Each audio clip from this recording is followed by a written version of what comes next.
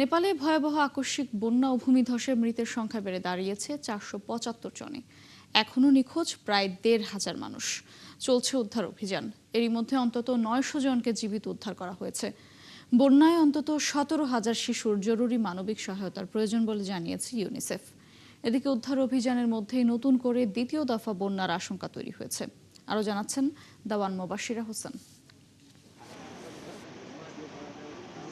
নেপাল ও তিব্বতের সীমান্তবর্তী হিমালয় অঞ্চলে ভয়াবহ আকস্মিক বন্যার পর তৃতীয় দিনের মতো চলছে উদ্ধার অভিযান।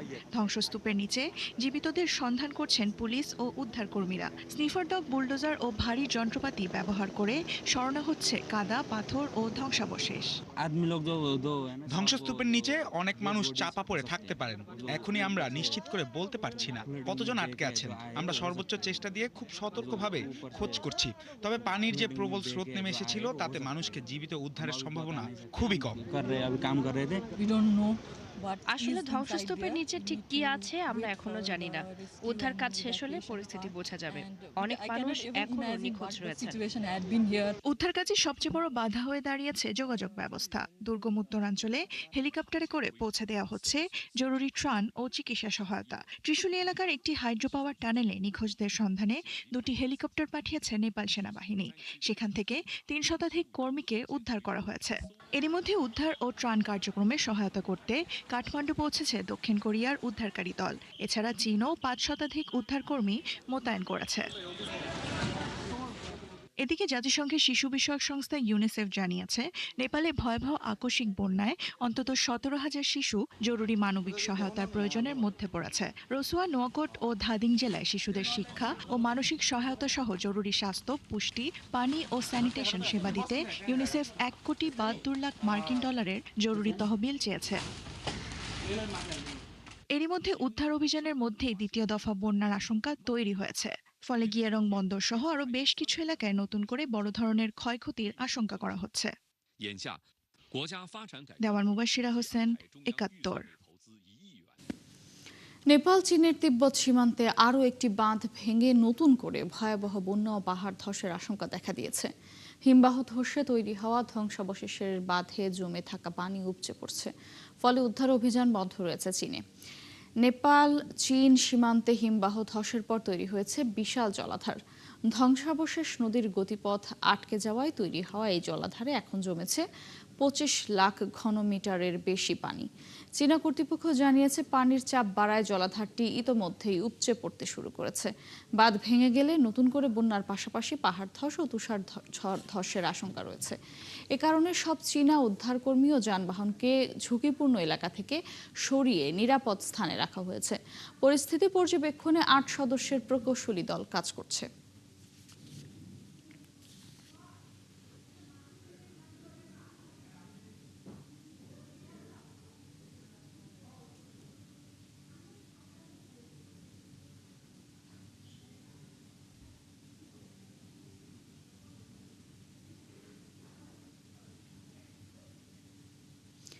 নেপালের হিমালয় সীমান্তে ভয়াবহ আকস্মিক বন্যায় ধ্বংসস্তূপে পরিণত হয়েছে একের পর এক জনপদ। কাদায় চাপা পড়েছে ঘরবাড়ি, যানবাহন ও গবাদি পশু। প্রত্যক্ষদর্শীরা জানান, হঠাৎ এই বন্যায় কিছু বুঝে ওঠার আগেই সব হারিয়েছেন তারা। দুর্গম এলাকায় সড়ক যোগাযোগ বিচ্ছিন্ন থাকায় ব্যাহত হচ্ছে উদ্ধার তৎপরতা। আরও জানাচ্ছেন আরাফাত ইসলাম। আকস্মিক বন্যায় বিপর্যয় নেমে এসেছে নেপালে। কোথাও ঘরবাড়ি কাদার নিচে, কোথাও উপড়ে পড়া গাছের পাশে পড়ে আছে গবাদি পশুর নিথর দেহ। বন্যার প্রবল স্রোতে তছনছ হয়ে গেছে নেপালের বিস্তীর্ণ এলাকা। প্রত্যক্ষদর্শীরা বলছেন, বন্যার পর পুরো এলাকা যেন ধূসর কাদার সাগরে পরিণত হয়েছে। পাহাড় থেকে নেমে আসা বিশাল পাথরের স্তূপে চূর্ণ বিচূর্ণ হয়ে গেছে বসত বাড়ি। বন্যার পানি হঠাৎ এসে যেন বোমার মতো বিস্ফোরিত হলো। দূর থেকে নদীটাকে ছোট মনে হচ্ছিল, কিন্তু হঠাৎ পানি বাড়তে শুরু করে পুরো এলাকা ভাসিয়ে নিয়ে যায়। বন্যার পানির সঙ্গে আসা কাদা ও ধ্বংসাবশেষ সরাতে উদ্ধারকর্মীরা ব্যবহার করছেন ভারী যন্ত্রপাতি। নেপালের দেবীঘাট গ্রামের এক বাসিন্দা বর্ণনা করেন গ্রামটির দুরবস্থার কথা। আটকে পড়াদের উদ্ধার করাই হয়ে দাঁড়িয়েছে কঠিন। আমরা অনেক সমস্যার মধ্যে আছি। সবচেয়ে বড় সমস্যা সড়ক বন্ধ হয়ে যাওয়া। এখনো কত মানুষ ধ্বংসস্তূপের নিচে চাপা পড়ে আছে তা বলতে পারছি না। সেখানে পৌঁছানোর কোনো পথ নেই। বন্যার পানিতে মহাসড়ক ডুবে সড়ক যোগাযোগ বিচ্ছিন্ন হয়ে পড়েছে রাজধানীর সঙ্গে পার্শ্ববর্তী এলাকাগুলোর। ফলে দুর্গতদের কাছে পৌঁছানো কঠিন হয়ে পড়েছে জরুরি ত্রাণ ও প্রয়োজনীয় সামগ্রী। আরাফাত ইসলাম, ৭১। নেপাল ও চীন সীমান্তে ভয়াবহ আকস্মিক বন্যার কারণ নিয়ে শুরু হয়েছে নতুন বিতর্ক। বিশেষ করে সীমান্তের চীন অংশে বাঁধ ধসে এই ভয়াবহ বন্যা হয়েছে কিনা সেই প্রশ্ন উঠেছে। নেপালের পক্ষ থেকে তথ্য আদান প্রদানের ক্ষেত্রে বড় ধরনের ঘাটতির অভিযোগ তোলা হয়েছে। তবে এসব অভিযোগ সরাসরি প্রত্যাখ্যান করেছে চীন। বিস্তারিত মনিরুজ্জামান বাবুর প্রতিবেদনে। নেপাল চীন সীমান্তে হঠাৎ বন্যা ও ভূমিধসের পর প্রশ্ন উঠেছে, চীনের ভূখণ্ডে পরিস্থিতি সম্পর্কে আগে থেকেই কোনো তথ্য পাওয়া গিয়েছিল কিনা। বিশেষ করে সীমান্তের চীন অংশেও যখন ভূমিধস ও বন্যার ঘটনা ঘটে, তখন নেপালকে আগাম সতর্ক করা সম্ভব ছিল কিনা তা নিয়ে প্রশ্ন তুলেছেন অনেকে। নেপালের অভিযোগ, চীনের সীমান্তবর্তী এলাকায় একটি ভূতাত্ত্বিক দুর্যোগে তৈরি প্রাকৃতিক বাঁধ ভেঙে যাওয়ায় হঠাৎ করেই ভয়াবহ ঢল নামে, যার ফলে নেপালের রসুয়া জেলায় ব্যাপক প্রাণহানি ও অবকাঠামোগত ক্ষয়ক্ষতি হয়। নেপালের সাবেক জাতীয় পরিকল্পনা কমিশনের ভাইস চেয়ারম্যান বলেছেন, চীনের উন্নত প্রযুক্তি ও উপগ্রহের মাধ্যমে এমন দুর্যোগের পূর্বাভাস পাওয়া সম্ভব হলে তা নেপালকে জানানো যেত কিনা সেটি খতিয়ে দেখা দরকার। তবে নেপালের চীনা দূতাবাস এমন দাবি প্রত্যাখ্যান করেছে। এক বিবৃতিতে চীনা দূতাবাস জানায়, চীনের ভূখণ্ডে তৈরি কোনো প্রাকৃতিক বাঁধ ভেঙে এই দুর্যোগ ঘটেছে এমন তথ্য সঠিক নয়। চীনের দাবি, ২৬ আগস্ট সকালে নেপালের দিকেই একটি ভূমিকম্প বা ভূমিকম্পের মতো হিমবাহ ধসের ঘটনা ঘটে। এর ফলে ব্যাপক ভূমিধস হয়। এতে নেপাল ও চীন দুই দেশের সীমান্তবর্তী এলাকাতেই প্রাণহানি ও নিখোঁজের ঘটনা ঘটে। তবে চীনা দূতাবাসের মতে, এই ধরনের ঘটনায় অভিযোগ পাল্টা অভিযোগের চেয়ে দুই দেশের মধ্যে সহযোগিতাই বেশি গুরুত্বপূর্ণ। এদিকে দুর্যোগের প্রকৃত কারণ এবং আগাম সতর্কবার্তা দেওয়ার সুযোগ ছিল কিনা এই নিয়ে বিতর্কের মধ্যেই বিশেষজ্ঞরা বলছেন, জলবায়ু পরিবর্তনের কারণে হিমালয় অঞ্চলে হিমবাহ ও পাহাড়ি এলাকায় দুর্যোগের ঝুঁকি বাড়ছে। তাই সীমান্তবর্তী এলাকায় দুর্যোগ পর্যবেক্ষণ, তথ্য আদান প্রদান এবং আগাম সতর্কতা ব্যবস্থা আরও শক্তিশালী করা জরুরি। মনিরুজ্জামান বাবু, ৭১।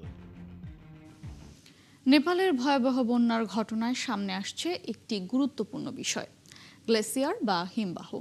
বিশেষজ্ঞরা বলছেন, জলবায়ু পরিবর্তনের কারণে হিমালয়ের হিমবাহ দ্রুত গলছে, বদলে যাচ্ছে পাহাড়ের মাটি ও পাথরের স্থিতিশীলতাও। কিন্তু কিভাবে হিমবাহ জমাট বেঁধে পাহাড়ের ঢাল বেয়ে নেমে আসে, জানাচ্ছেন দেওয়ান মুবাশশিরা হোসেন।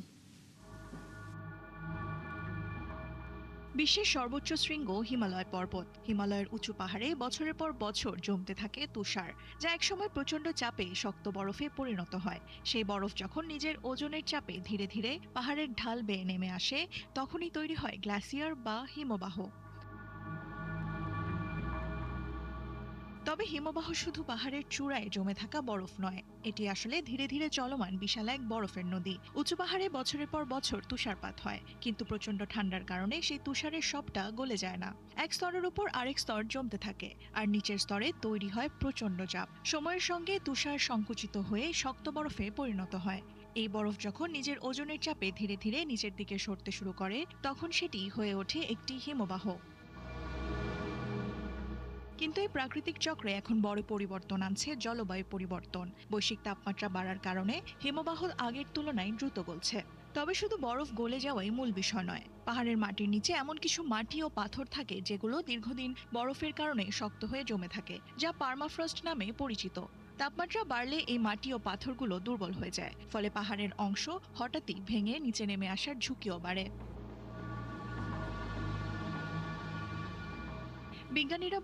বিজ্ঞানীরা বলছেন, নেপাল তিব্বত সীমান্তের সাম্প্রতিক ঘটনাতেও বিশাল পরিমাণ বরফ ও পাথর পাহাড় থেকে নিচে নেমে এসে উপত্যকায় আঘাত করে, আর এরপরে তৈরি হয় ভয়াবহ এই বন্যা। তবে নির্দিষ্ট ধসের জন্য জলবায়ু পরিবর্তনই সরাসরি দায়ী এমনটা এখনই বলা যাচ্ছে না। বিজ্ঞানীরা এখনও বিষয়টি নিয়ে গবেষণা করছেন। তবে দীর্ঘমেয়াদে পৃথিবীর উষ্ণতা বাড়ার কারণে হিমবাহ গলছে, পাহাড়ের বরফ ও মাটি দুর্বল হচ্ছে এবং হিমালয়ে এ ধরনের বিপদের ঝুঁকিও বাড়ছে।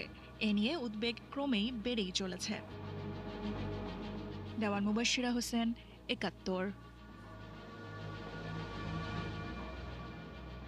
প্রশান্ত মহাসাগরে তৈরি হচ্ছে শক্তিশালী এল নিনো, আর এর প্রভাব শুধু সমুদ্রেই সীমাবদ্ধ থাকবে না, বদলে যেতে পারে বিশ্বের আবহাওয়ার চিত্র। যুক্তরাজ্যের মেট অফিসের আশঙ্কা, এবারের এল নিনোর প্রভাবে ২০২৭ সাল হয়ে উঠতে পারে ইতিহাসের উষ্ণতম বছর। এরই মধ্যে তীব্র তাপপ্রবাহ, খরা, দাবানল, বন্যা ও ঝড়ের মতো চরম আবহাওয়ার মুখোমুখি বিশ্বের বিভিন্ন অঞ্চল। এল নিনো আরও শক্তিশালী হলে এসব দুর্যোগের মাত্রা ও বিস্তার আরও বাড়তে পারে বলে সতর্ক করেছেন বিজ্ঞানীরা। বিস্তারিত জানাচ্ছেন চৈতি সরওয়ার।